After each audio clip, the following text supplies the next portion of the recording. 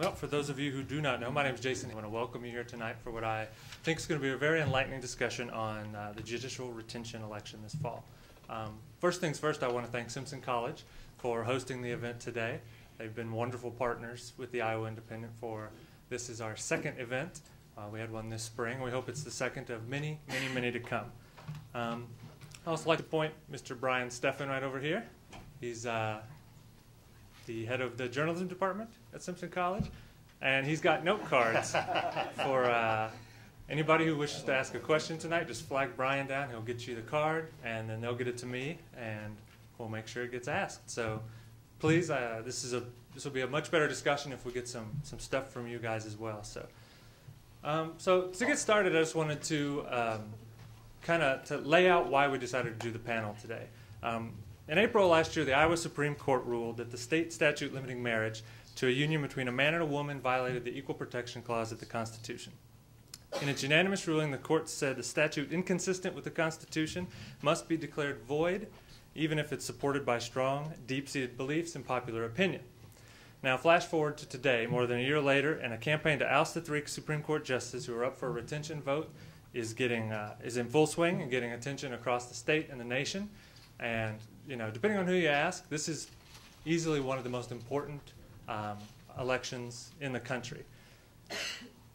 And so tonight we're going to discuss that campaign. We're going to discuss judicial retention. We're going to discuss the ruling that brought us all here, and we're going to discuss the way the judges are chosen with an esteemed group of experts that we've compiled today. And so I'm going to introduce them, and I hope that once we get them all introduced, you could welcome with a nice round of applause. But first, on the farthest left from me is Mr. Robert Allbee. He's a former Associate Justice of the Iowa Supreme Court and former Chief Judge of the Iowa Court of Appeals. Right next to him, McMcCormick. He's also a former Associate Justice of the Iowa Supreme Court. He's now a shareholder with the Balin McMcCormick Law Firm in Des Moines. Right next to them is Nathan Tucker. He's a Davenport attorney, a constitutional scholar, and the author of We the People, The Only Cure for Judicial Activism. And right next to me is Mr. Bob Vander Plaats, a former Republican gubernatorial nominee who helped found Iowa for Freedom, a group aiming to convince Iowans to vote no this fall on the retention vote. So hope we could welcome him with a nice round of applause.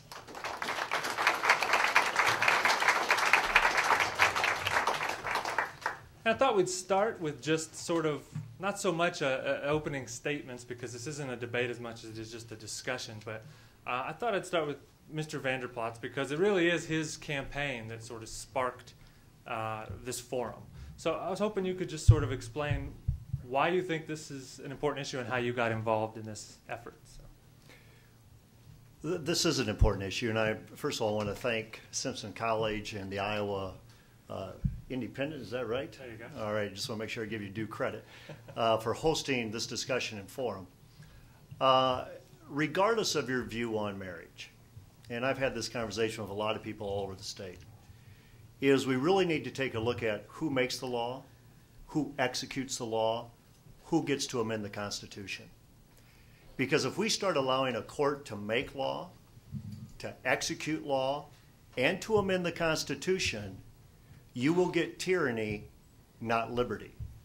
Matter of fact, our founders, one of their greatest fears was that you would have unelected representatives with so much power that you'd have tyranny, not liberty. That's why we start out with we the people. We're a government of the people, by the people, for the people. All power is inherent in the people.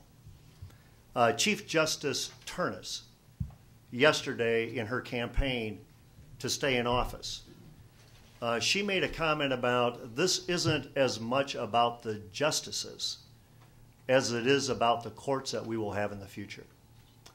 She's half right. It is about the justices. The justices who chose to be activists in nature. The justices who decided we don't need to hear from the voice of the people. We don't need to hear from their elected representatives. We don't need to have the executive branch execute our opinion. We don't need to have the people amend a constitution, but we can take care of all that for them. Now, to me, if we're going to allow a court to do that, all these other campaigns we're having right now are irrelevant. Who cares what legislature you have? Who cares who the governor is? Because the court will just decide for us. And if that happens, every freedom you hold dear, whether it's private property, whether it's freedom of speech as we get to exchange today, whether it's how you educate your kids, no matter what the freedom is, it is up for grabs, and that is a slippery slope. And that's why I believe this is the most important question on the ballot in Iowa. I believe it's the most important race in the country. And I believe Iowans are siding with us. Every time they learn more and more about this issue, they're siding with us, and that's why I believe you're going to see history made on November 2, and 3 justices will be removed. Mr. Allbee, if you'd like to take a chance to respond and give a little opening statement as well.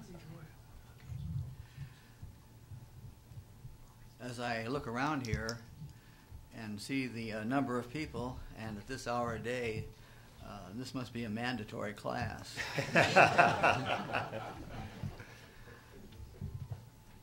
I'm not a partisan advocate. This is really should not be about politics. I am retired, so I have no personal stake in this. My concern is the preservation of fair and impartial courts. I'd like to speak not at random, but from remarks that I have used on other occasions, and talk a little bit about the attack on our justices and on the court's decision in the Varnum case in April of 2009, in which the 3 justices in question concurred. Under the separation of powers among the branches of government, the judicial branch is an independent branch, and it is its duty to determine whether, in this case, a statute limiting a union to opposite-sex couples infringed upon the constitutional guarantee of equal protection of the law. Article 12 of the Iowa Constitution states that a statute inconsistent with the Constitution must be declared void. The Supreme Court recognized this duty, and as was mentioned in the opening statement, they said that the duty even exists when the statute involved may be supported by strong and deep-seated traditional beliefs and popular opinion. There has been the assertion that the court acted as lawless judges, but it would have been lawless, in fact, for our justices to uphold and allow enforcement of an unconstitutional statute. Rather, the court's decision proved the justices' fidelity to the Iowa Constitution. Furthermore, the justices acted with courage and in the face of certainty and without regard to their own personal views in the Varnum ruling in finding that violation of the Constitution. The members of the court, I'm sure, and I'm certain that knew that this decision would arouse vociferous opposition, and as well as the knowledge that it may risk their retention. Also, a couple other comments on this. In holding that the Iowa statute violated the Iowa Constitution's Equal Protection Clause, the court did not, as alleged in some instances, enact a statute or redefine marriage, as has been charged. Nor did the court usurp legislative authority. It exercised its own duty. And the familiar assertion that justices legislated from the bench merely repeats a popular myth employed by those who disagree. Please understand that the decision that opposite-sex only marriage statute is unconstitutional nullified just that particular statute alone. No law was enacted, no new law added by the court's decision. The court's decision is analogous to a veto by the governor. Both a statute declared unconstitutional and legislation vetoed by the governor merely become non-existent. Nothing more is added.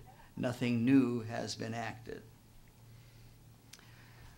And finally, notwithstanding the outrage from some factions about the Varnum decision, remember this, that the decision does not interfere with the right of religious groups to limit or define marriage as they wish.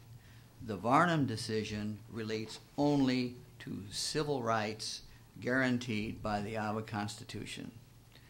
I suspect I'll have an opportunity to speak some more later, but that's a start. I suspect you're probably right, Senator. Mr. Tucker, you've read the decision, the Varnum decision, and you've written about the judicial retention election quite a bit. What's your take on all this? Well, my take primarily today is not to speak so much about the retention of judges, but about the selection of judges. They're two sides of the same coin. In Iowa, since 1962, we've had what's called the Missouri Plan, which is supposed to be nonpartisan, but it is in fact very much partisan. There is a state nominating commission that screens nominees for judgeships at the appellate level for the Iowa Supreme Court or the Iowa Court of Appeals. There are also district nominating commissions which screen nominees for judgeships for trial judges at the district court level. In researching the party affiliation and the campaign finance disclosure forms of the current judges, the vast majority of them are Democratic. This is a process that is controlled from start to finish by the Democrat Party, directly or indirectly. Of the 5 justices, same Supreme Court justices appointed by Democrat nominees, all 5 were at one time registered Democrats. Some of them have changed since they became, since they sat on the bench, since they were appointed, and they changed to independents, but before that they were all registered Democrats. 3 of the 5 of them gave a combined total of $177,690 to the Iowa Democrat Party and numerous Democrat candidates. Of the 7 judges on the Iowa Court of Appeals appointed by Democrat governors, all but 1 are or were Democrats. 2 of those 6 judges also contributed to Democrat candidates. Of the 83 trial judges appointed since 1999 when Governor Vislak began his first term, 53 of them are or were Democrats, while only 18 are or were registered Republicans. These results don't occur in a vacuum, but are a result of the nominating commissions, which are controlled by the Democrat Party. The state nominating commission, like I said, which reviews applicants for positions on the appellate courts, is made up of 14 members, 7 selected by the governor, 7 elected by attorneys. Of the 7 commission members selected by the governor, not surprisingly, all of them are Democrats. Of the 7 elected attorneys, 1 is an independent and 2 are Republicans. Those 2 Republicans gave a total of $10,500 to the Democrat Party, or Democrat candidates. The remaining 4 are Democrats, who have given a combined total of $19,575 to the Democrat Party. At the district court level, each of the commissions are made up of 10 members, 5 of them appointed by the governor, 5 of them selected by other attorneys. Out of the 139 current commission members, 93 are Democrats, while only 18 are Republicans. These results are duplicated in other states that have the Missouri Plan. In Tennessee, for instance, there is 67% of the appellate nominees were registered Democrats, while only 33% were Republican. In Missouri, the money contributed by judicial nominees to political candidates was tilted 93% to Democrats, while only 7% to Republicans.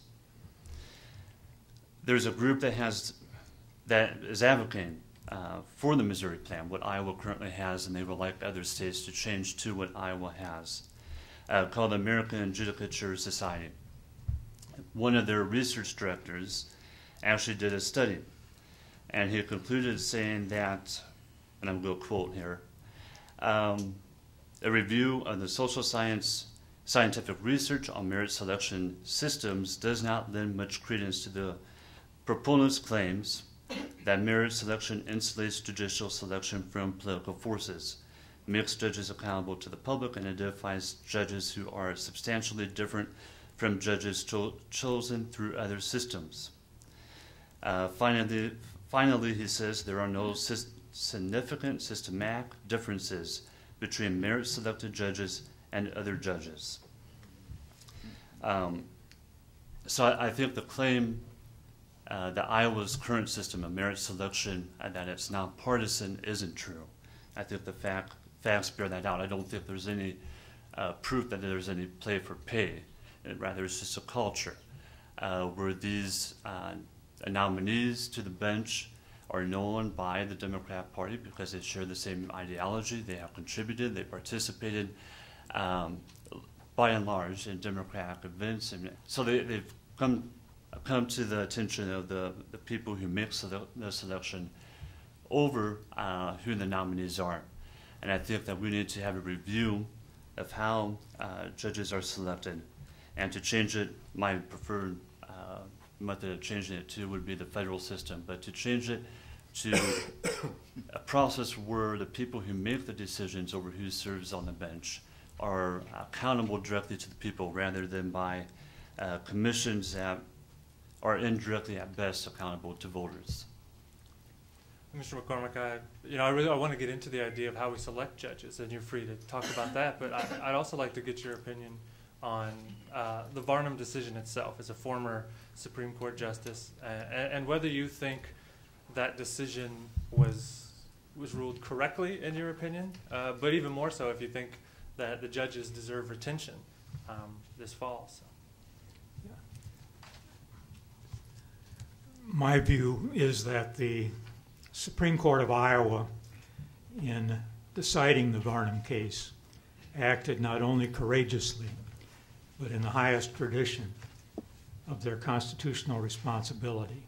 I concur in everything that Bob Allbee said to you this evening about the duty of judges, particularly at the appellate level, under the Constitution.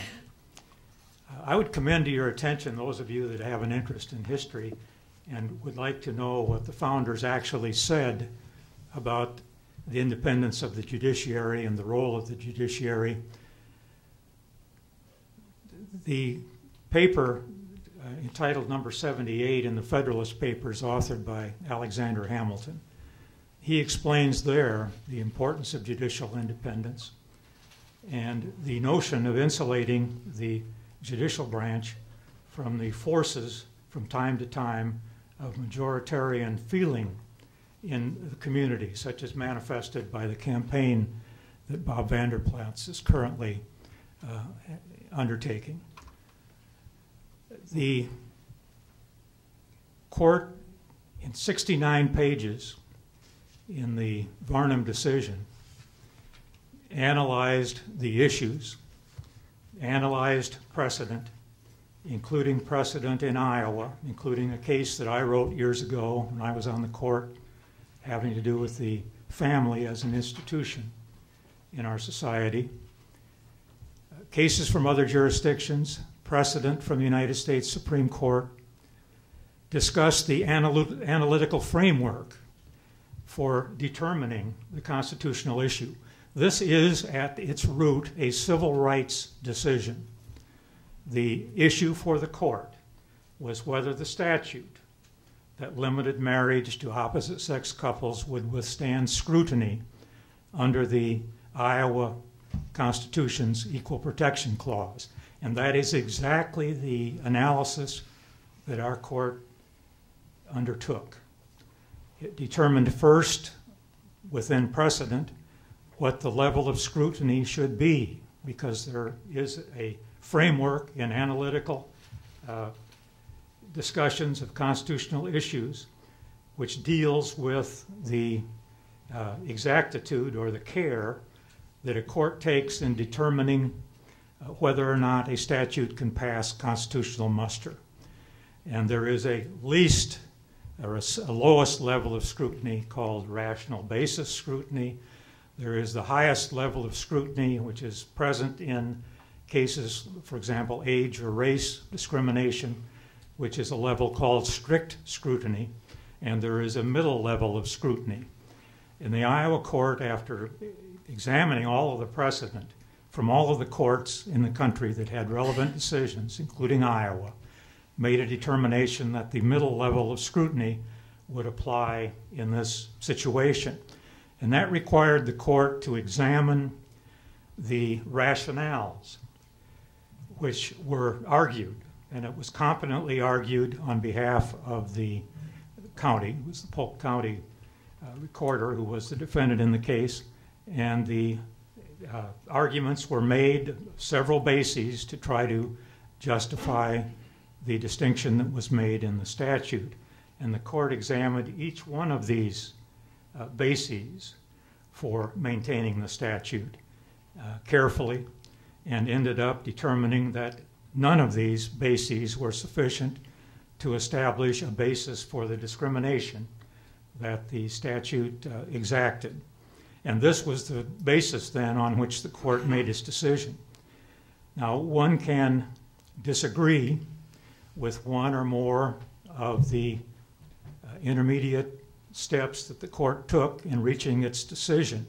I don't know if I was on the court at the time whether I would agree or not with the decision. I would have done my own independent work and then determined ultimately whether to join the opinion or not. But I do say this: when the court makes a decision under the Iowa Constitution, it is Iowa law, and I respect it.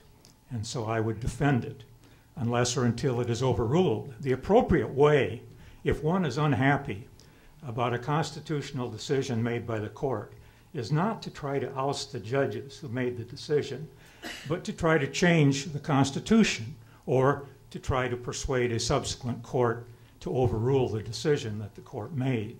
But the campaign here is one which is an effort to intimidate judges, not only in Iowa, but everywhere, not to carry out their constitutional responsibilities, but to defer to the mob, or to what is perceived to be a majority view, and not to make unpopular decisions.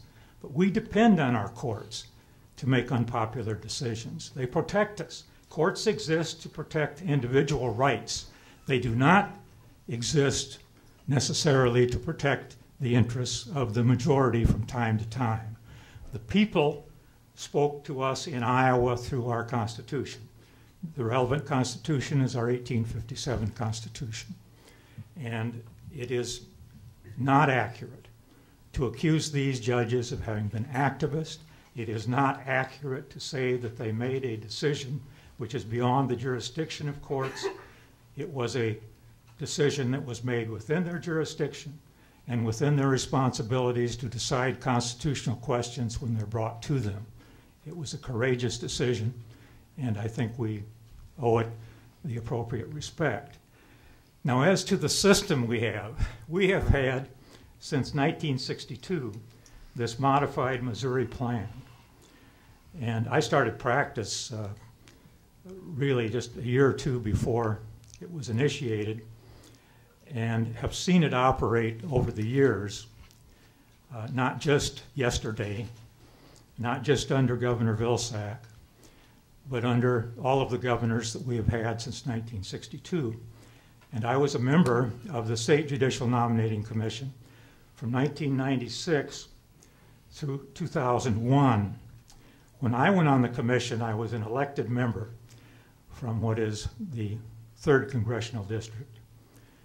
And I can't tell you to this day what the political affiliation was of any of the other members of the State Judicial Nominating Commission, except one who I later learned was a registered Republican. And he told me that when he later became a candidate for a judicial position. But during the 6 years that I served on that commission, I never once saw from any of the commissioners any evidence of partisanship in the nomination of judges or a partisan influence being exercised. In fact, when I went on the commission, It was during Governor Branstad's tenure, and every one of the lay members of the commission had been appointed by Governor Branstad.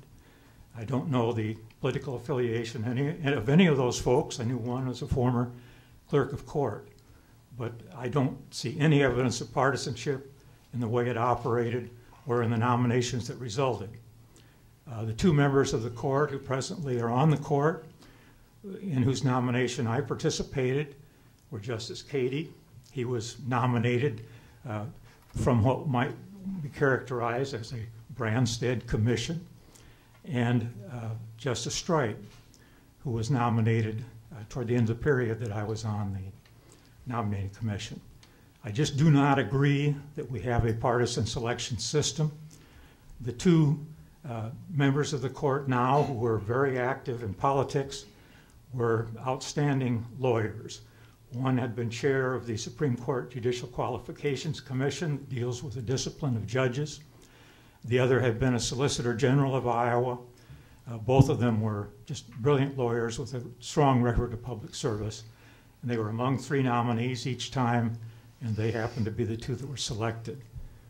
Thank you. Well, Mr. Vander Plaats, maybe we can address a few of these questions, sort of get to a point that former Justice McMcCormick made, and that's that the decision in Barnum was a civil rights decision, that it was striking a discriminatory, unconstitutional bill by the legislature. I wanted to get your take on that, whether you thought it was a civil rights decision and what you think the role of the Iowa Supreme Court is as far as interpreting the constitutionality of laws. Well, there was a lot that was thrown out here a little while ago by the two former Supreme Court justices, and I do respect them a great deal. But I'm reminded as a former educator to think sometimes we get so confused by our own intellect that we no longer understand what the Constitution really says. The Constitution was written in very simple language so all of us could understand it. It was written towards an 8th grade level. But we like to get so confused. So either we made 161 years of really bad mistakes, or this court just is supreme. These seven have, unlimited and all-knowing power, and that they should move. But I want to address a couple things. First of all, where Mr. Allbee says this should not be about politics, I couldn't agree more. This should not be about politics. But I believe this Supreme Court inserted politics on steroids in this opinion and usurping the obvious will of the people. Constitutional lawyers taking a look at this particular opinion say it might be the worst opinion they've ever read by an activist court and activist judge. These are constitutional lawyers who have no dog in this hunt whatsoever. So one is, it should not be about politics. I agree. And that court should be fair and impartial, Mr. Allbee said, and I believe Mr. McCormick said they should be independent. I couldn't agree more. However, they should not be independent to make law, to execute law, or to amend the Constitution. That is not their role, and God help us if it ever becomes their role. That is not their role. Article 12.1, which Mr. Allbee referred to, he said, the court has the ability to void legislation it deems unconstitutional. But it's just as if the writers of the Constitution almost figured out what an activist court one day might think. They also wrote a sentence in there right after that and said, by the way, the legislature shall enact all legislation to carry out this Constitution. Meaning, go ahead and void it if that's really what you think you should do. But now you either revert back to prior law, 161 years of one man, one woman marriage, or you throw it back to the legislature to codify it in same-sex marriage law, or for the legislature to throw it to the people to amend the Constitution, like 31 other states have done. They didn't do that. Both of them remarked that this is about courage. This court was courageous. My word wasn't this court was courageous, this court was activist. This court decided that it knew law. Matter of fact, when I held the press conference to say that I was going to point my attention and my resources and my network on ousting these three Supreme Court justices, one former Supreme Court justice quoted us as saying, these people. The Constitution is about these people. don't understand middle school civics. Middle school civics. I got a master's and specialist degree in educational leadership. I was an educator, I was an administrator. I understand who makes law, I understand who executes law, and I understand who amends the Constitution. And it is not the court. So this is a real, matter of fact, somebody asked me on WHO radio the other day, they said, Bob, what does victory look like for Iowa for freedom? I said, victory is already what we're experiencing right here at Simpson College. We're having a debate on who makes the law, who executes the law, who amends the Constitution, what's the voice of the people, what's the voice of the courts. And where should it be in place? And if this is about discrimination, civil rights, why stop there? Why stop granting it to same-sex couples? How about if I want to marry my son? How about if I want to marry 3 other women? How about if I want to marry a guy and a woman? If that's my interpretation of what I want to do, why stop there? So to me, if you void it, you have to throw it back to the legislature who makes the law. And then the governor who executes. The fact is, there is no law in the books. There's no executed law. And we're marrying people. And their best answer is this. I want you to get this. Their best answer is this. If the court made a mistake, don't throw the judges off. The people of Iowa should amend the Constitution 4 years down the road after you're doing same-sex marriages without a law. 4 years down the road, amend the. That's what should have happened immediately. Throw it to the people of Iowa. So these courts, these justices became activists by nature. They made law, they governed law, they amended the Constitution. This deal about intimidating, that our goal is to intimidate the court. Absolutely not. Remember, I got asked on Iowa Press, you know, Bob, so would you only appoint Supreme Court justices that agreed with you? I said, no, they don't have to agree with Bob Vander Plaats. They just have to agree with the Constitution. They have to stay within the boundaries of the Constitution. This isn't about the mob. This is about we the people. I'm not here to discuss process today because that's what they wanted to say. They wanted to talk about process. The courts are going to be in jeopardy, all that stuff. Fully understand, regardless of what Federalist paper you read or what Constitution you read. This is what's clear. The court is completely dependent by design for funding by the legislature for their very existence. For a legislature to put into law their opinions, and for a governor or for an executive branch who will execute. They're fully dependent on the legislative branch and the executive branch. And the final arbitrator of all matters is we, the people. That's why I think we're going to be successful on November 2. Just to clarify, though, because the logical end of that conclusion is that the people should vote on marriage, and you made a point. That's what they said. But you made the point that I was hoping you could explain a little bit more. This idea of the slippery slope, that if you legalize marriage between gay couples or lesbian couples, that it could lead to things. You mentioned polygamy and you mentioned things like that. I was hoping you could expand on that point a little bit. Well, my thing would be is that in their own opinion, they discriminated against people who want to be polygamous. They discriminate in people who want to be bisexual, one man, one woman. They discriminate in their own opinion if somebody wants to marry their own child. Now, we'd say there's laws on the books that say you can't do that. Well, there's laws on the books that said you couldn't marry same-sex couples. They didn't care about that either. So why stop there? You're putting discrimination in your own opinion. Where I said it's a slippery slope is this, and my father-in-law would agree with me. My father-in-law owns way more land than I do. And I believe in the right to private property. But under the equal protection provision, why can't I have some of his land? I have friends who homeschool their children and who send their kids to private school. I send my kids to public school. Why wouldn't I argue that's a violation of equal protection? Why can't they? Well, they all should send them to public school. If a court can make that ruling for you, it'll determine your private property. I mean, if they'll do this to marriage, they won't even blink an eye for private property or Second Amendment or any other issue at stake. This is why this is such a critical election, and why we have people all over the state agreeing with us, not because they're not even talking about marriage as the issue. They're talking about if you allow a court to be activist in nature, your freedoms are gone. Mr. McCormick, looked like you wanted to say something. So. An activist court is a court that makes a decision you don't agree with. We had an activist. Whoa. We had an activist former judge up here yesterday from Alabama. He was the Chief Justice in Alabama, a fellow named Roy Moore. He was the fellow that put a monument with the Ten Commandments on it in the lobby of their judicial building down there. And some lawyers brought a case, a challenge under the United States Constitution under the First Amendment to his right to do that, and he lost the case in the federal district court. He lost it in the United States Court of Appeals for the 11th Circuit, and he refused to move the monument out of the lobby of the judicial building until the 8 other justices on the Alabama Supreme Court ordered it removed to comply with the federal court order.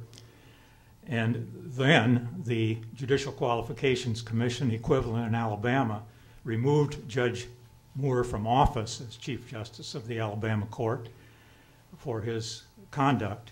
They called it an ethical violation to fail to follow a court order. That's an activist judge, one that wants to impose his will without regard to the rule of law on other folks. And we have dozens of cases that have been decided by our Supreme Court over the years under the Equal Protection Clause in our Constitution. And the court has, in some instances, upheld, more often than not, upheld statutes when they're challenged on that basis, but on occasion has upset statutes on the basis that equal protection of the law is involved. The issue here was classification of individuals based on their sexual orientation.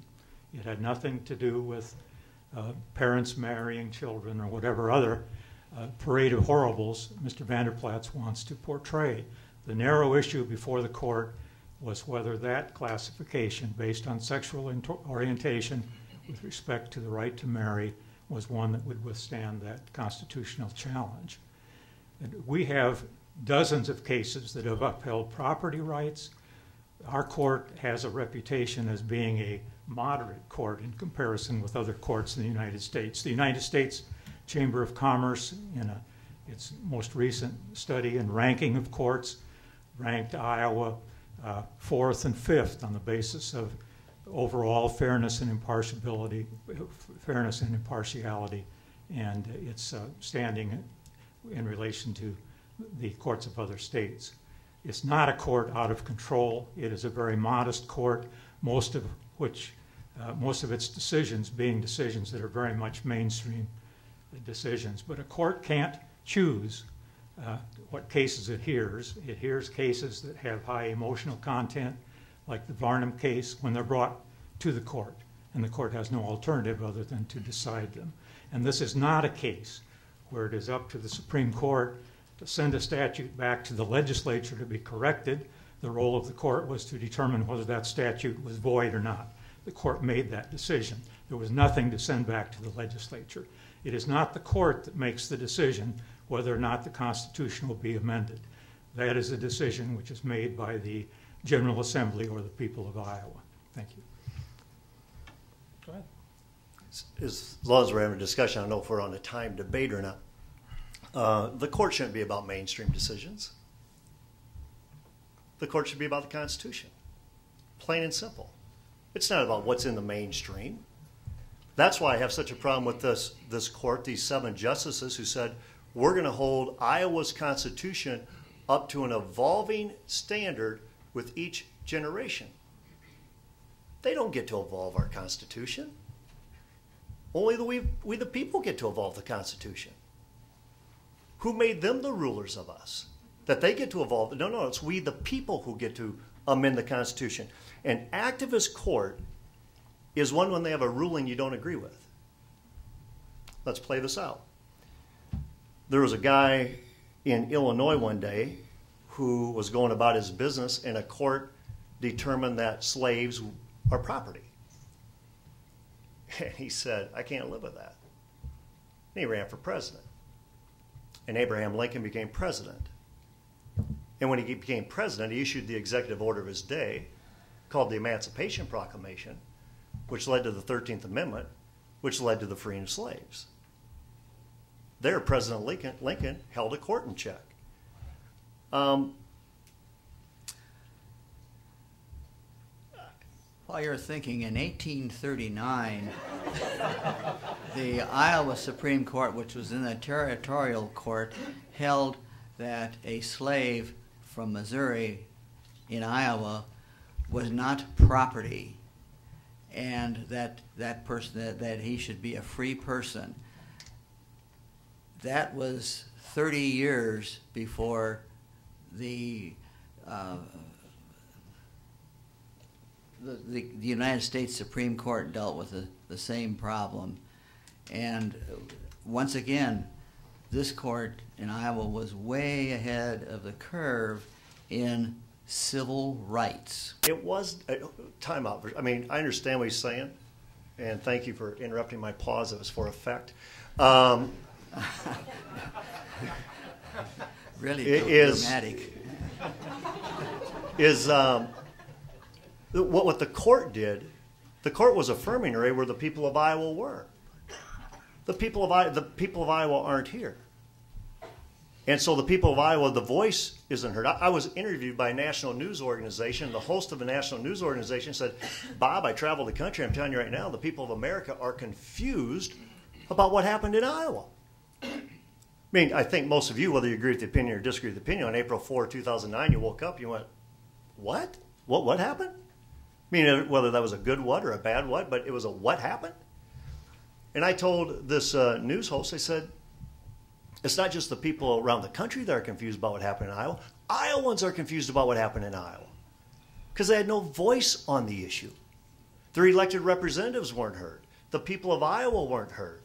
31 other states have voted on this issue. Even California, the state that put Barack Obama into office, that same year they voted to uphold one man, one woman marriage. But this court decided, we'll take the voice of the people away. But now we have the justices and the Chief Justice saying a constitutional amendment's the way you should go. Well, why didn't you tell us that on April 3? And say, we'll hold up everything, put it to a vote. What do you want? Because we're declaring this legislation void. No. Iowa will be a same-sex marriage state. All 99 counties will follow suit. We've got no executive authority, but we're taking it anyhow. We have no legislative authority, but we're taking it anyhow. And you guys just go ahead. But the process is, they like to esteem the process. The process also includes retention. It also includes retention. And I think that's why the people of Iowa are going to come out in force on November 2 and vote no on activist judges because of the dangers it holds for all of our freedom. I think it's interesting that the money that is funding Mr. Vander Plaats' campaign is largely out-of-state money contributed by special interests. How do you know They're that? trying to tell us folks, I see your financial disclosure Really? Data that's published in the media. Because I believe all we have to do is report independent expenditure reports. And some of the people that have been very financially in tune with us and aligned with us, they have thousands of Iowans who support them. How much money are you getting from this marriage organization that's headquartered in Mississippi, as I understand it? I think the National Organization of Marriage is actually headquartered out of Michigan. I believe American Family Association is actually headquartered out of Mississippi. How much money are you getting from those groups? I think if you take a look at our independent expenditure reports, because we do follow the letter of the law, you'll find out exactly what we're spending. Tell us. Just tell us. How much are you getting from those groups? I'm the state spokesperson and chair of this deal. But as far as the money, well, what we have done, and I think what you've seen... Is it $50 million? Is it $100 million? It's way under $1 million who come from a lot of different places. However, I think what it is, Mark, on November 2, it'll be the people of Iowa voting on this issue. It won't be people from out of state voting on this issue. But it'll be a television campaign attacking the integrity, the character, and the decision-making ability of 3 justices of the Iowa Supreme Court. It won't be Alabama judges whose jobs are at stake. It won't be Iowans who will be funding this campaign on television. This campaign is led by Iowans, it's volunteered by Iowans, it's staffed by Iowans, and what we are doing is we're informing Iowans what happened on April 3, 2009, and allowing them to make the decision. How many full-time paid employees do you have working on this campaign of yours? I think we have about a half a dozen. Yeah. And I don't think they're well. Matter of fact, you can find that out in our independent expenditure reports too. You'll find out that they're not very well paid. And you've spent, what, more than $100,000 to date? Oh, I think we spent more than that just on TV. TV is very expensive. And what do you expect to gain if you remove these 3 judges from office? Well, They're going to be replaced under our system that Mr. Tucker criticizes by 3 more justices who will be appointed either by our present governor or by the next governor. They'll be nominated by the same commission that nominated the last individual to be selected by the court, by the governor. I think one thing, Mr. McCormick, is what we hope to do is one is to send a message. And I think when you send a message, the courts will again start to look at the Constitution. What is our constitutional role? What is not our constitutional role? What crosses the line of activism? Which doesn't? The retention vote is there for the people. Why is it that you have such a problem with letting the people have their voice be heard on November 2? I have absolutely no problem with our retention system. No, letting the people vote on retention. What I have a problem with is the mob. Special interests organizing a well-funded campaign which is misguided in its purpose, which threatens to undermine our system of selection and retention of judges. That's my problem. It's not misguided. And it is attacking personally 3 very competent and distinguished individuals who ought to be judged on the competency of their performance. Okay, well, I'll take that attack as personal because what it is that when I ran for governor, there was no interest in regards to out-of-state dollars, those type of things. You know what, Mr. Allbee, in my classroom and in my home, perseverance is a really good thing, but you better love it pretty deeply. And that's why we're in this deal as well. There was no out-of-state money telling me if these courts went out of bounds or not. The reason I said I'd issue an executive order is the same way that Governor Vilsack got sued when he tried to legislate from the bench, because it's not the governor's role to legislate from the bench. This is an opportunity for the people of Iowa to hold an activist court in check. Now, you may want to rally around the system and protect the system and say we can't hold them in check like the one commercial that's being run on their behalf about it's just one call. It's just one call. Don't hold people accountable for one call. In my world, the business world, CEOs, CFOs, CPAs, they get held accountable all the time for one call. Well, before we move on to, I want to stay with the idea of out-of-state money because I know Mr. Tucker's got some viewpoints, but I don't want to move on away from American Family Association just yet, though, because I'm still confused as far as the relationship goes. Because I've seen disclosure reports filed with the Iowa Ethics and Campaign Disclosure Board that say that no other individuals or organizations will contribute specifically or directly to the campaign other than American Family Association. They're talking about Iowa for Freedom. And so it does seem like there's a lot of people confused by that. So what is the relationship between Iowa for Freedom and American Family Association? I think if you take a look at all of our disclosures, they'll say Iowa for Freedom, a project of American Family Association. There's no doubt they help fund us. I think if you take a look at our commercial that I believe goes up today, you'll see probably the National Organization of Marriage help fund that. You'll probably also see that the American Family Association, I think there's one other organization that came in with funding on that as well. So Iowa for Freedom's name will be listed. However, as we visit with the Campaign Ethics and Disclosure Board, they were very clear and we followed everything to the law. There's no candidate here. They said we need an independent expenditure report. That's what we filed every time we make an expense. And Mr. Tucker, you've written about the idea of out-of-state money involved in this effort. Right. Well, on the other, for instance, an organization was formed, I believe, last week by Ray Roberts and a few other individuals called Fair Courts for Us. All of their donors, and looking through the disclosure forms, all of their donors were Democrats, or if their party affiliation could not be determined, or I think one of them was for sure registered independent. They all gave to Democrat parties, and by quite a bit. There was one group that did donate the Iowa Academy of Trial Lawyers. But other than that one group, all of them were individuals, all of them gave to Democrats. There's another group formed by the Bar Association. No, sorry, by two former lieutenant governors, Joy Corning and Sally Peterson. It's called the One Iowa Coalition. No, it's not. Apologies, it is called Justice Not Politics. I apologize. There are a number of organizations, member organizations under that umbrella. 3 of them have received, and we don't know how much of this is going towards their campaign. That information is not disclosed. But 3 of those organizations have received money from George Soros to support the Missouri Plan, the nonpartisan campaign, nonpartisan selection process. In states that have it and in states who currently have judicial elections. The Interfaith Alliance has received $50,000. The League of Women Voters Education Fund has received $1.723 million, and the American Judicature Society has received almost $2 million over. I mean, the dates vary, but roughly for the past decade, they've received that much money from George Soros and his Open Society Institute. And it has an affiliated campaign called the Justice at Stake campaign.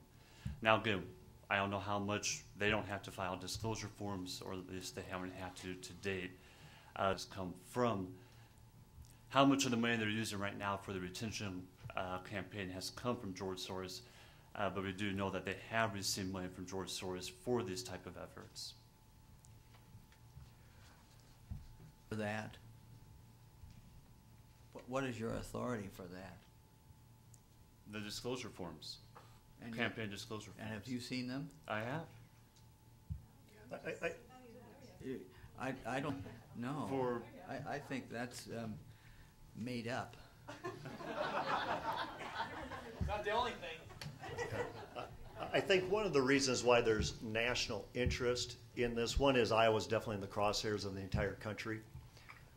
2 is you saw the people of California, who 7 million voters were usurped by one judge of saying, you know what, even what you voted on a constitutional amendment, that's unconstitutional. I think what you see in Arizona, where you have the Ninth Circuit Court of Appeals saying we'll determine your immigration law and policy, not the governor, not the legislature. I think the reason there's a national interest and why there's so much national attention, why the New York Times, the Wall Street Journal, the Washington Post, the USA Today, Fox News, ABC News, all others have done stories on this issue. It's because I think you see with the mood of the people. People are saying, you know what, the courts have taken way too much power that isn't theirs. And it's time that we need to bring it back and make sure that we're a government of the people, by the people, for the people, not of courts, by courts, for courts. What's your attitude then towards the Citizens United case where the U.S. Supreme Court nullified campaign expenditure laws, limitations? We've been asked to comment on a variety of cases, and from day one I said I'm not commenting on a variety of cases because I think one of the dangers of our effort and any communicating this is to get in the weeds of a lot of different cases. We're focused on one issue, and one issue is April 3, 2009, where a court clearly legislated from the bench, clearly executed from the bench, and clearly amended the Constitution from the bench. And now, a lot of times, yourselves, other justices who currently sit, they say, don't hold us accountable for one opinion. You should deal with it with a constitutional amendment. Bob, that should have been done up front, not in arrears. Bob, have you actually read the opinion? I've read all 69 pages a few times. Do you understand it? You know what? I don't understand how they reach their conclusions, but I'll tell you what the other thing I've read. I've read the Constitution several times, and I clearly understand that. And you understand that the judicial power under the Constitution is vested in the Iowa Supreme Court. That is, the people have vested the Supreme Court with the responsibility of interpreting the Constitution. So why do we have a retention system? Why don't we just say, you know what, let the court go for whatever willingness that it might have, because we give all of our power away, we just give to the Supreme Court. So why do we have a retention vote? That's the federal system that Mr. Tucker apparently advocates. And the original colonies, when they became states, all put that sort of system in place. In fact, the first 20 states adopted systems like the federal system, where judges were given lifetime tenure, and the whole purpose was to accomplish what Hamilton said was important, which was judicial independence. And this effort... So why do we have retention in the state of Iowa? Because that is part of the Missouri plan, which is a plan which is intended to reach an accommodation to the concern of people, that they do want to have a voice in the tenure of judges. So is retention a bad idea? I have told you previously, I think retention is a wonderful idea. And I think that judges ought to be judged for purposes of retention on their performance in office, which ought to be measured by their competency, their diligence, their faithfulness to the law, the clarity of their decisions, and overall their professional abilities.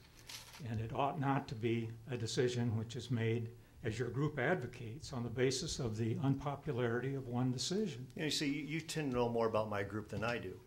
But I agree with all of the things you just talked about the Supreme Court, but you forgot one other thing, and that's also that they would stay inside of their constitutional boundaries. Bob, they clearly, no, wait a minute, Mr. McCormick, you have to understand this. I thought you were finished, I'm sorry. When you step outside the bounds to make law, there has to be a check and balance. When you step outside the bounds to execute law, there has to be a check and balance.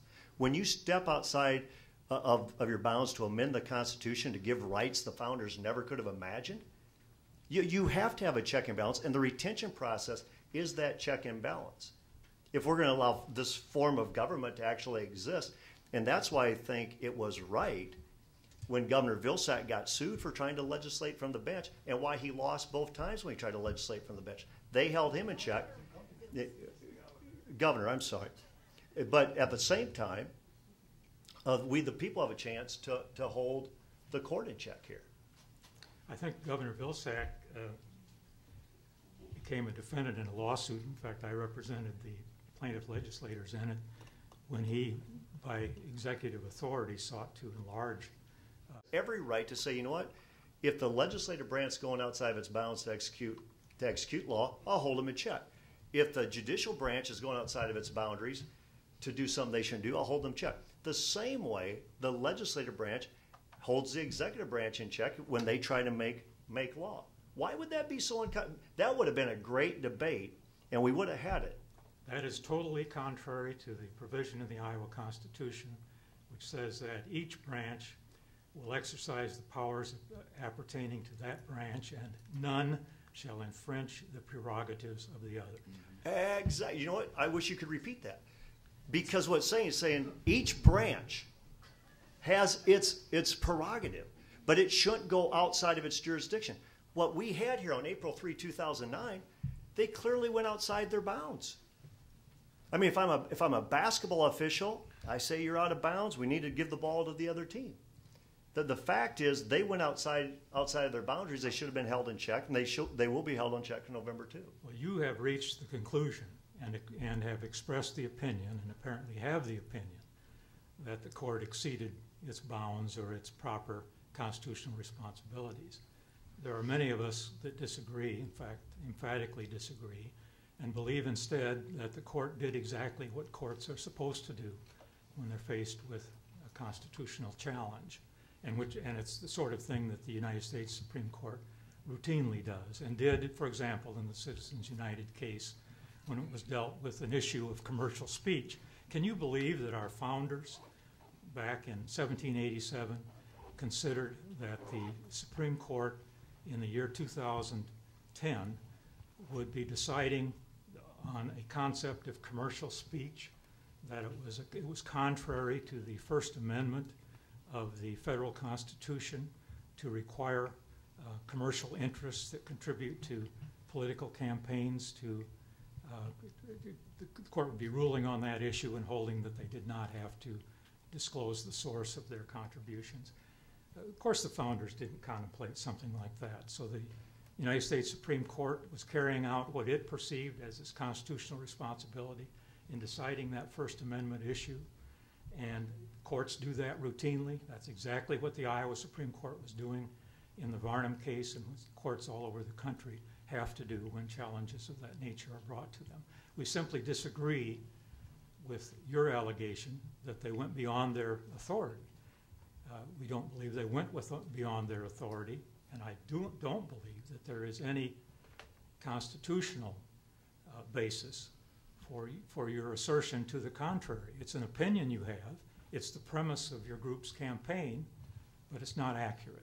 And I think the people of Iowa will respond by retaining the 3 judges whose retention you're challenging. As long as I have an opportunity to comment back, I mean, you're right. I'll agree that we disagree. And as you say, I'm not accurate. I would probably likewise say I don't think you're accurate. I think if you go back to a simple interpretation of the Constitution, it's very clear who makes law, who executes law, who amends the Constitution. And they try to do all 3 on their own. Now, I suppose if you're a Supreme Court judge or if you're in the court system, that's a really good thing. But if you're a we the people, that's a very bad thing. And it's a dangerous. Matter of fact, there's some people on the campaign trail who disagree with me vehemently on my view on marriage. But when we walk through how that happened, they agree with me that this is a slippery slope for we, the people, to undertake on how we arrived there. Well, how much of this is going to be sort of a referendum on gay marriage itself? It seems to be what we're talking about in a large part. And I'll let anybody who wants to, Mr. McCormick, Mr. Allbee, Tucker, Mr. Vander Plaats, whatever. Is this what this has become, that this is just a referendum on the rights of gay and lesbian couples to be married, or? It may just be another referendum on Mr. Vander Plaats. We've had 3 already.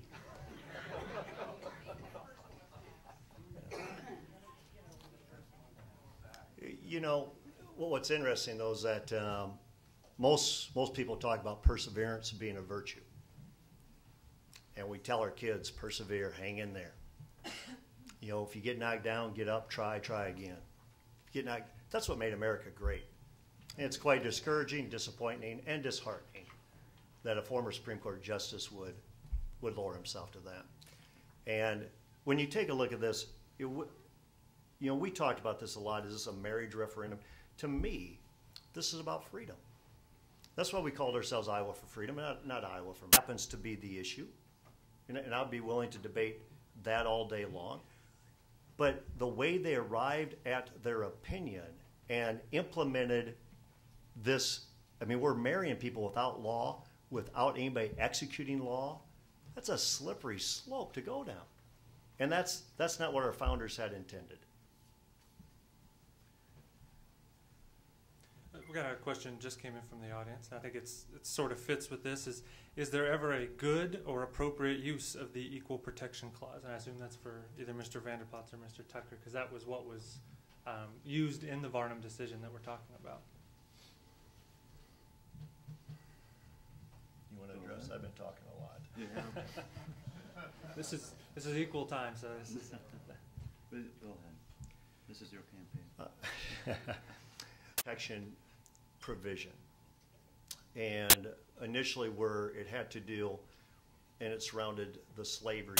I believe when you start applying that, you can foresee instances where, just like this one with marriage, equal protection provision.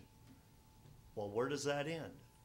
If marriage is no longer one man, one woman, why stop there? Why not go to other areas? As I talked about on private property, why not have redistribution on steroids? Start giving the land away and redistribute it like crazy. Or the Second Amendment, one could argue. You know, I carry a gun, not right now, but, you know, I carry a gun, but somebody else doesn't with the equal protection provision. Take the Second Amendment away. The education of children. All those types of things. You know, when does that stop? And then all of a sudden, you know, again, why do you need a legislature? Why do you need a governor? Why do you need the legislature? You got the judiciary, they know all. let them go. I think a more precise answer to your question would be the example of Brown against Boardification. The 14th Amendment was adopted post-Civil War in the 1880s. There was an issue in front of the United States Supreme Court involving segregation of people in Pullman cars.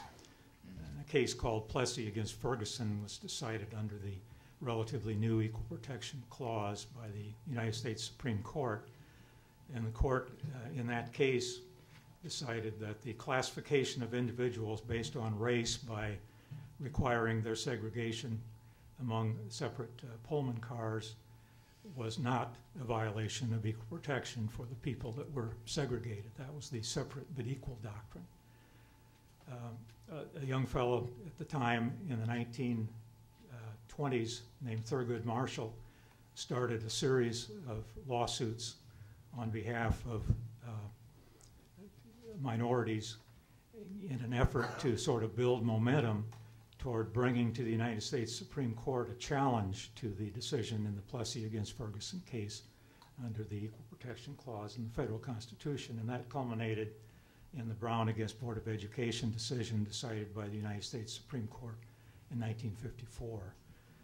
Talk about an activist court. If it is activist to apply the Equal Protection Clause to invalidate a classification, the segregation laws in the South, for example, that was certainly an activist court because it was a decision which was remarkable and dramatic and which was very, very difficult to enforce and took a long time for the law to be implemented, as the court said, with all deliberate speed. That is a classic example of how the Equal Protection Clause can work and does work and effects social change that people in the beginning would not probably imagine happening. May I add to that briefly? I made some notes. I remember that decision. I'm of an age to do so. It was 1954 when the Supreme Court decided that case.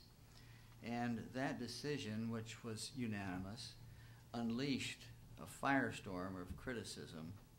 And here are some of the comments that were published at the time. It said, the court threw out, quote, sound judicial precedent, repudiated the greatest legal minds of our age, and lowered itself to the level of common politics. Another, the justices abandoned their roles as judges of the law and organized themselves into a group of social engineers. Another, the decision of the court is flagrant abuse of judicial power. I also remember at the time of the Brown decision, billboards and bumper stickers saying, impeach Earl Warren, which we would impeach maybe in a sense our justices now by that vote, but impeach Earl Warren. He was, of course, the Chief Justice of the court at the time of Brown versus the Board of Education. Where would our nation be without that decision? Well, what about the argument of the slippery slope? Mr. Vander Plaats addressed it earlier, but Mr. McCormick or Mr. Allbee, is there a slippery slope argument to be made that if you are that the court could take this authority and go in a direction that, as he says, property rights or otherwise? Well, people make the slippery slope argument, as Bob has and does, but there's no basis for it. The fact is it was a narrow decision that was focused on the specific issues and arguments that were before the court at the time, which had to do, as I said earlier, with a classification based on sexual orientation. Had nothing to do with these other issues. Our court has made a number of decisions in the property rights area and is, so far as I know, consistently upheld and has not threatened property rights or liberties. Kelo is the United States Supreme Court. That was a decision from Connecticut having to do with the right of a developer to take private land And that's a very controversial decision, but that was the United States Supreme Court. It wasn't the Iowa court. I think the basis is what we saw right in the opinion, though. Because, again, when you usurp the authority in one area, why won't you usurp the authority in other areas? Well, so even though he says, I don't see how that would ever happen, there's a lot of people who say, well, they didn't think, this would ever happen without the voice of the people being in play. My argument goes back. I mean, I understand about the slavery issue and the integration issues and those things. So if we're going to open it up, why stop at same-sex marriage on sexual orientation? Well, you stop because some people would say their sexual orientation is that they're bisexual, that they have more than one, that they have a love for their son or for their daughter. Why stop at one? Why not open it up for everything? Well, if you read the decision, you say, and I did. The decision makes it very clear that the issue was a classification based on sexual orientation. It had no implications with respect to these other issues or other classifications. If someone wants to bring a case sometime on some other issue, then the court will have an opportunity and a responsibility to decide it. But it's just, it's the common tactic of saying the sky is falling when there is a particular episode or event that one doesn't agree with and is concerned about. I was involved in a case a number of years ago. It was actually a very boring issue having to do with the disparity in taxes between the amounts that were charged to our casinos that had racetracks and the casinos that were on riverboats. Riverboats were favored. We challenged that statute based on equal protection grounds. And it is a case that ultimately was decided in favor of our clients, the racetracks, the court saying in the end that the taxes had to be uniform, even riverboats had to be treated the same way as racetracks. Well, there was a lot of sky is falling discussion after that. How could the court do that when you had a statute that the legislature had enacted that set different taxes on the two kinds of entities? Well, the sky hasn't fallen. We've had many subsequent equal protection challenges under our taxation scheme, and nothing bad has happened that I know of. The court continues routinely to apply the law, but that was a case involving equal protection of the law where the court invalidated a statute having to do with taxes. Didn't get the kind of publicity that this decision got because it doesn't have the emotionally charged content, but it was very much the same sort of analysis. Well, the sky is falling. For me at least, as an individual and a private citizen, and maybe as a state chair for Iowa for Freedom, I take a look at when the court is saying we're holding up Iowa's Constitution to an evolving standard with each generation, that's a threat of the sky falling. When they say we're going to start handing out rights that the founders could never imagine, to me that's a threat of the sky falling. When they say in their opinion that they purport to legislate from the bench, they purport to execute from the bench, they purport to amend to me that's the sky falling. And to me that's what liberty is about, and that's why I think our founders, one of their greatest concerns is that you'd get a court with so much power that it'd become tyrannical by nature, and you'd have tyranny, you wouldn't have liberty. I look at future generations. I look at young people, and a lot of young people may disagree with me on this particular opinion on marriage, but they agree on liberty and the foundation of liberty and the threat of when a court takes that much power that you're in threat of tyranny, not of liberty. You recited a number of things that I took it you were asserting the court said in that opinion.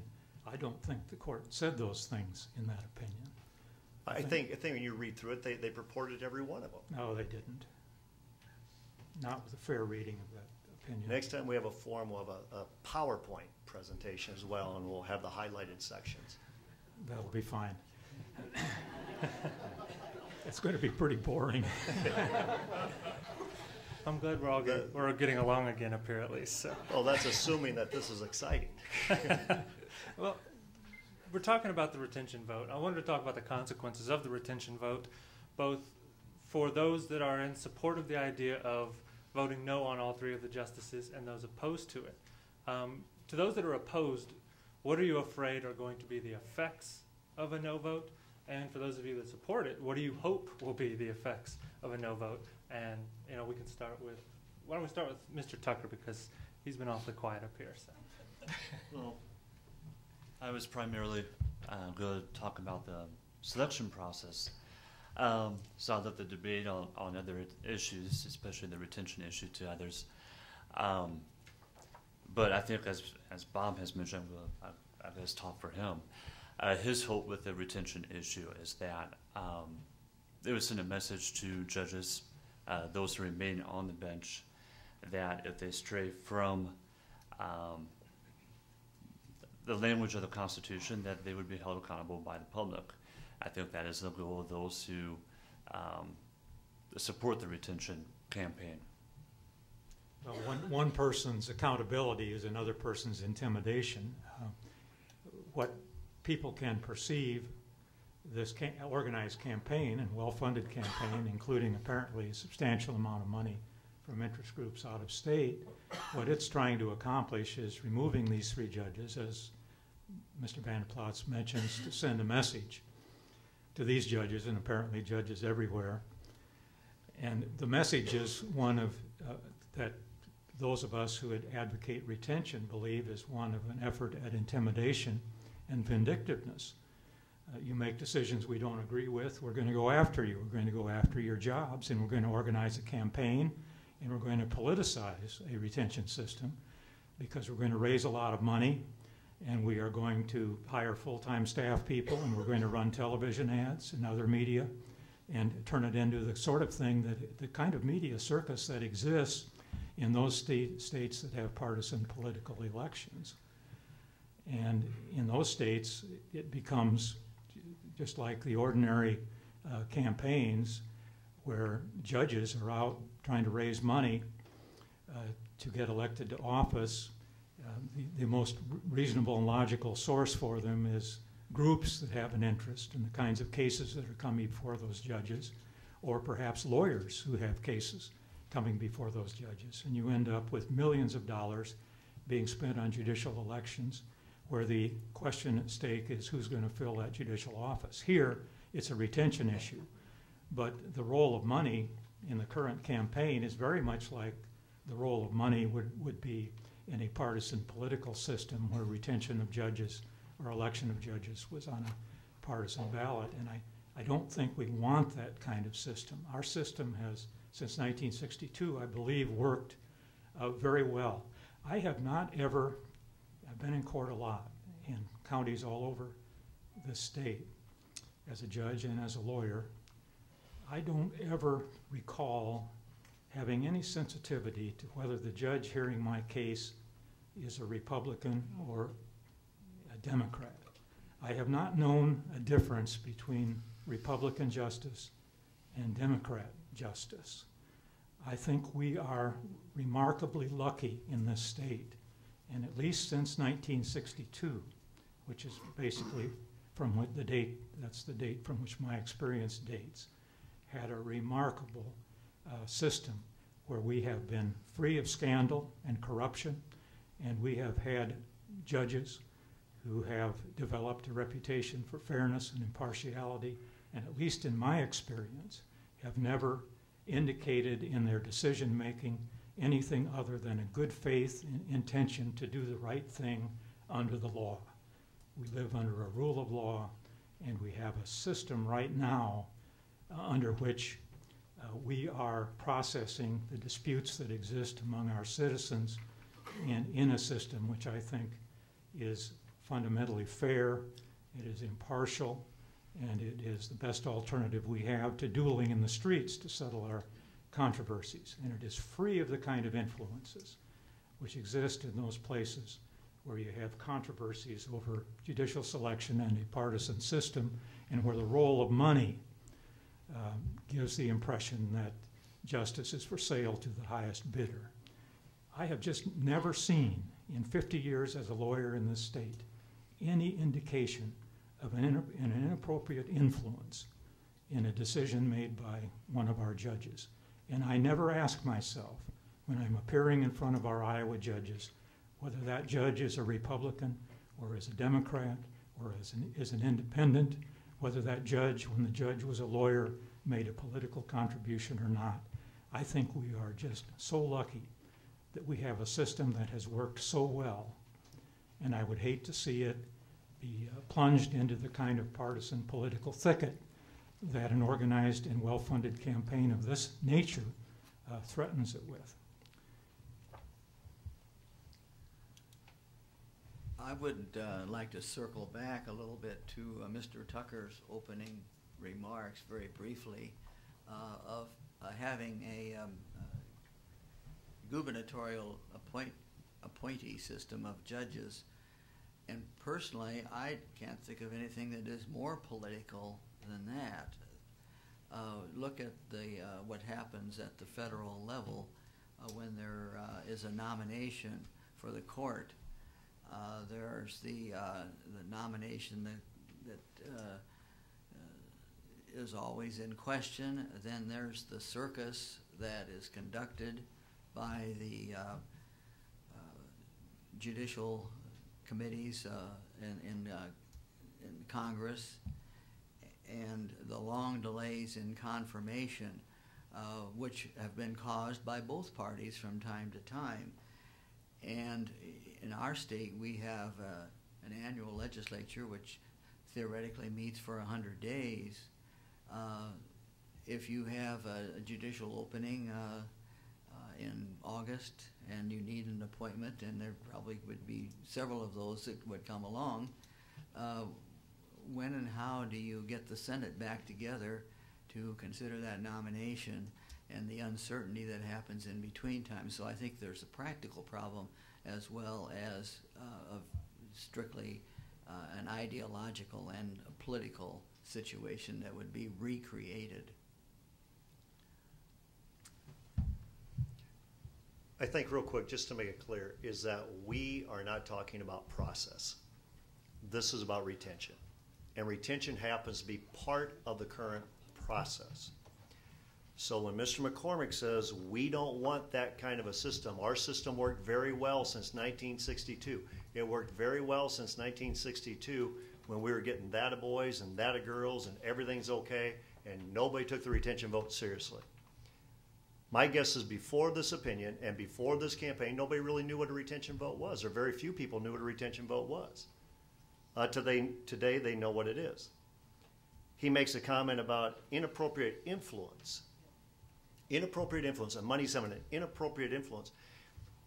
We believe it was inappropriate what the court did on April 3, 2009, to try to usurp the will of the legislature, to usurp the authority of the governor, to usurp the authority of the people, and to go ahead and just run roughshod on the Constitution because we're in charge. We're large and in charge type of thing. Accountability, intimidation, and I believe it was also that it's vindictive. We've tried to be very clear here.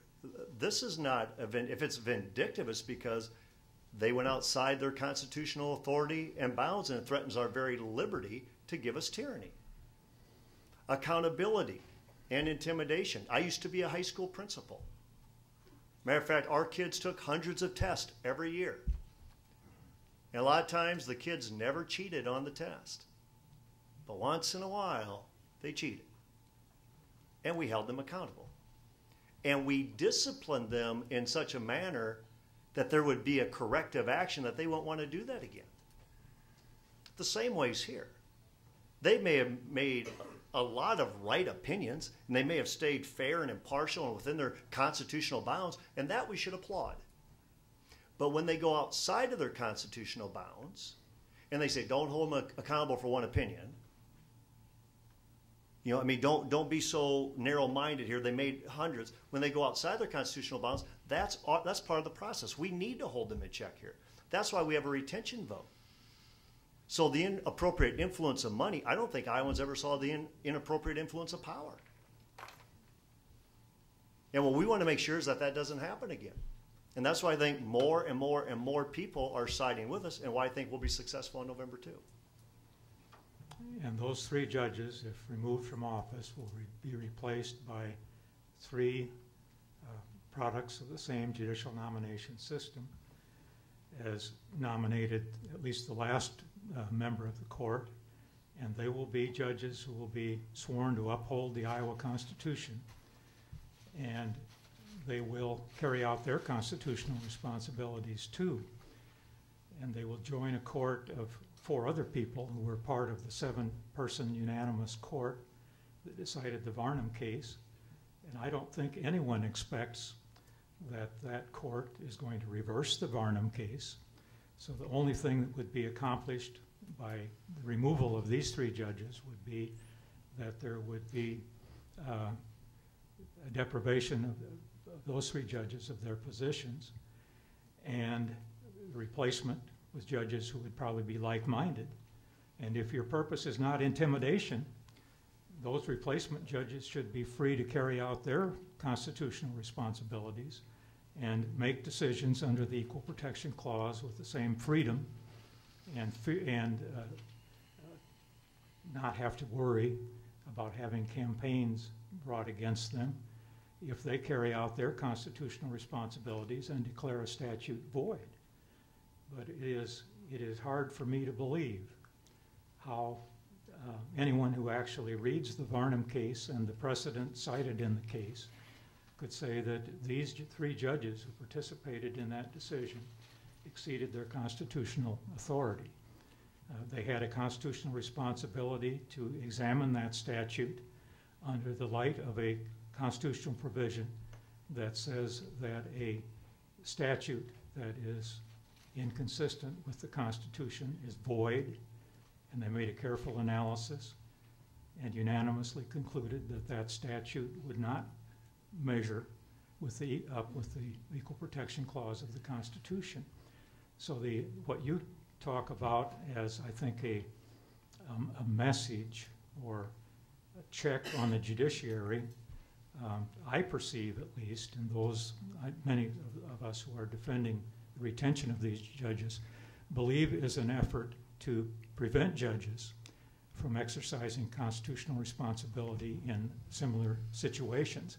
And I think the importance of it to me is not so much the welfare of these 3 judges, although I like them all and believe that they're very good lawyers and judges, but it's the effect on the system of saying that if you make a decision that is unpopular with the majority of people in the community, and I think you are probably trying to generate a feeling that would try to tap into what you think is a majority feeling on the subject of same-sex marriage, the message that you're really sending is that if you make an unpopular decision comparable to the Varnum case, in the next retention election we're going to remove whatever ones of the judges participated in it.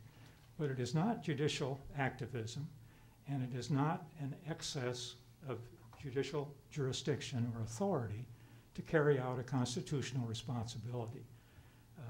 Hamilton, in that Federalist paper number 78, described the judicial branch in comparison with the other 2 branches as what he called the least dangerous branch. And I think it remains today the least dangerous branch, because the legislature probably has the most effective power in having the power of the purse in our system and the power to make law, which is most of the law that we live under. And it is subject only to the will of the people as expressed in the Constitution starting in 1857, as it has been amended over the years up to the current time. As Bob knows, the Constitution is a very simple document. It's not very long, and it has a lot of provisions in it that are stated in general terms, including Article 1, Section 6, which is our Equal Protection Clause, which says that people will not be discriminated against. It says people will not be treated differently based on groups, in effect. And that is the issue when the court deals with a classification such as a classification based on sexual orientation. So it is applying the broad language of the Constitution in a very limited way to a very narrow issue and a very infrequent issue, because if you look at the Iowa Code, it's a massive set of volumes now that goes into, I think, 9 separate volumes of statutes. that is the statutory law and the law of Iowa under which our affairs are governed on a daily basis in this state. And if you look at the Constitution, it appears at the beginning of the Iowa Code, and it's only 4 or 5 pages, including the amendments and including pages that show sections that have been deleted in the Constitution over the years by amendment. And so it is a very, very narrow area within which a court operates in constitutional adjudication. It takes that document, which has magnificent general words, just like our federal Constitution, and is obliged to apply it to concrete situations in actual cases involving real people. And it is not a situation in our system where the court reaches out to say, we want to decide, we think opposite-sex couples should be able to marry in Iowa. We're going to go out and get a case so we can decide that. It is a situation where cases are brought to the court, and the court gets hard cases, and that's one of the hard cases the court has received. I know that Bob and I, over the years, dreaded some of the decisions that we had to make. The area of child custody, for example, is one that all judges are concerned about and fear in terms of the responsibility of having to make a decision. Criminal sentencing is another area. I don't think there's any responsibility a judge has more significant and important than a criminal sentence determining whether someone's liberty is going to be deprived and the length of a criminal sentence. We depend on our judges to carry out that, and we have a system that works pretty well. I think in our separation of powers, the court has stayed within the limits provided in the Constitution, contrary to the view that Bob has expressed here today and is expressing during his campaign. I believe our legislative branch stays within its limits, and I believe our executive, by and large, does also. And when there are those occasional situations where one branch infringes on the authority of another, as the Constitution demands, the role is in the Supreme Court to determine when that infringement occurs and to make an appropriate adjudication. That's what our court does. That's the separation of powers, and it underlines the importance of the independence of each branch. In this case, particularly the judicial branch. As we conclude, we kind of end up where we started. We talk about constitutional authority. And what Mark mentioned just a little while ago is exactly right about the court system, the judicial system, should be the least dangerous of all branches. And the reason is because the legislature, the representatives of the people, should have the most power, the power of the purse, the power to make law and to legislate. The executive branch has the power of the sword, the power of execution. That's the governor's branch. But and Mark said too, that the legislative branch for the most part stays within its bounds. The executive branch pretty much stays within its bounds. But where our concern is when a judicial branch or any branch goes outside of its bounds. And we believe that happened here, where they went on to make law. They went on to execute law. They went on to amend the Constitution. That should be a concern to each and every one of us. So whether it's a vindictive campaign, as he may say, because we disagree with the marriage decision, this is liberty at stake. And we don't want tyranny. Matter of fact, our founders ran from it. You want the separation of powers to work and to operate. But as Mark says, he can't believe anybody could read that 69-page opinion and not agree with its conclusion. Although at the beginning he said he didn't know if he would agree with it or disagree with it, but couldn't agree with its conclusion. There's also constitutional lawyers who read it like I do and say, this may be one of the worst opinions I've ever read. Because of their activist nature, because of giving out rights that the founders never could have intended, because of upholding a constitution to an evolving standard with each generation. Ladies and gentlemen, whether you agree with the opinion on marriage or disagree, I'll be happy to debate that another day. But I think we all can agree on freedom. We all can agree on liberty. And if you want a system to operate the way it was intended, the only check and balance we have right now is to hold a court and check on the retention, and that is to vote these 3 justices off the bench. Does that send a message? Yes, that sends a message. Does that hold them in check? Yes, that holds them in check. Does that send a message, stay within the Constitution? You bet it sends a message, stay within the Constitution. Mark talks about maybe we need to change the process. Because, I mean, 3 justices are going to come out to replace in the same process. Well, that discussion is up for another day. Our thing is, though, is that if you're going to continue just to pat a court on the back, is they take your freedom and your liberty away, everything's up for grabs. Everything's up for grabs. For me, I'm going to stand up for liberty, and I'm going to vote no on those 3 justices November 2. Folks, we are officially running out of time. I know there's 1,000 other things we could be talking about tonight at this panel, but it is past 6 o'clock. I want to thank all 4 for being here today. Nice round of applause for everybody. And I want to thank you all for coming out, and you have a safe trip home.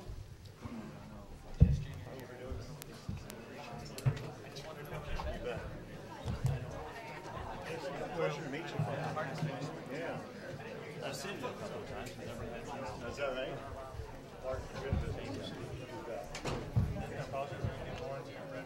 No, that's all right. You can have another one of these. We'll do this again in January.